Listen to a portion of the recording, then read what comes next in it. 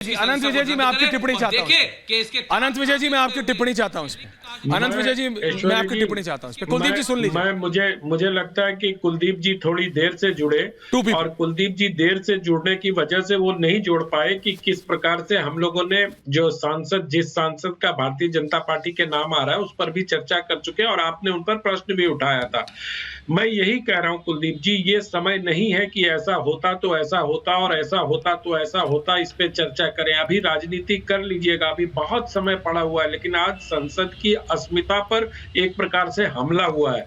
इस पर पूरे राजनेताओं को एक सुर में, पूरे देश को एक सुर में बोलना चाहिए और मुझे लगता है कि जरूर तय होनी चाहिए उस भाजपा सांसद की जिम्मेदारी जिनके यहां से ये पास बना, और सांसद की जिम्मेदारी तय होगी भी।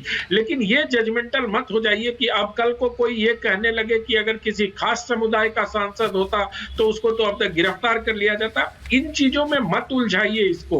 ये एक बहुत गंभीर मसला है, एक बहुत कोऑर्डिनेटेड एफर्ट है जिसके आधार पर वो चार लोगों ने ऐसा किया। उसको उसी गंभीरता से इसकी बात की जानी चाहिए। और आप लोग तो जनप्रतिनिधि हैं। ऐश्वर्या जी ने आप पर व्यक्तिगत सवाल नहीं उठाया, उन्होंने एक प्रवृत्ति की बात की कि किस प्रकार नेता इतने व्यस्त रहते हैं कि इन छोटी चीजों पर ध्यान नहीं दे सकते हैं। इसका कुछ दिन पहले हमने एक उदाहरण देखा कि नेताओं ने अपने लॉगिन आईडी और पासवर्ड दे दिए किसी को। तो ये सब चीजें किसी न किसी प्रकार से संसद की अस्मिता या विधानसभा की अस्मिताओं के साथ खिलवाड़ है।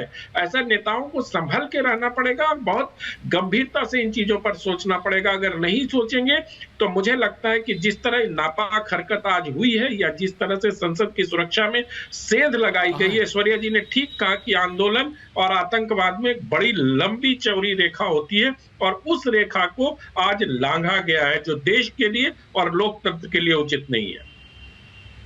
कुलदीप कुमार जी और अनंत विजय जी, ये जो हुआ है ये किसी पार्टी से रिलेटेड नहीं, ये एक सुरक्षा का इशू है। ये जो एजेंसीज और ये सारे अधीन लोकसभा स्पीकर के आती है। लोकसभा स्पीकर को इसमें चाहे आईबी है, चाहे सीआरपीएफ है, चाहे पार्लियामेंट का वॉच एंड वार्ड है जिनका नाम बदल गया, उन सब की जिम्मेदारी। अभी मेरे जो शिफ्ट एडिटर है शिशिर, उन्होंने आनंद जी अभी एक सूत्रों के हवाले से वायर्स ने एक खबर दी है कि पार्लियामेंट के वॉच एंड वार्ड को बहुत अलग अलग काम दे दिए हैं, तो वो अलग अलग काम में लगे रहते हैं, इसलिए वो सुरक्षा नहीं। ये क्या तरीका हुआ? ये क्या जवाब है? ये क्या जवाब है? ये कोई जवाब नहीं है, ये कोई जवाब नहीं है। We are not satisfied with this answer. ये हमारी संसद है, ये भारत की संसद है। अगर वॉच एंड वार्ड के आपको लोग बढ़ाने हैं तो बढ़ाइए। अगर आपको पार्लियामेंट की सुरक्षा करने के लिए लोग बढ़ाने हैं, अगर दर्शक दीर्घा से आदमी कूद जा रहा है, उसके पैर में स्मोक बम है, कल को कोई प्लास्टिक का कोई वेपन हुआ तो क्या करेंगे? भगवान न करे। और हम 2001 में देख चुके हैं क्या हुआ। उसके बाद इतने चेंजेस हुए, इतनी कड़ी सुरक्षा की गई, बायोमेट्रिक्स ले आए, क्या क्या ले आए, और उसके बाद इस तरह की खबरें आ रही हैं, इस तरह की खबरें कि क्योंकि वॉच एंड वार्ड को दूसरी जगह लगा दिया तो वो ये नहीं। अरे ये क्या है? आप बताइए, अगर उस समय देश के प्रधानमंत्री सोनिया गांधी, रक्षा मंत्री, गृह मंत्री अगर सदन में होते तो क्या होता? क्या होता?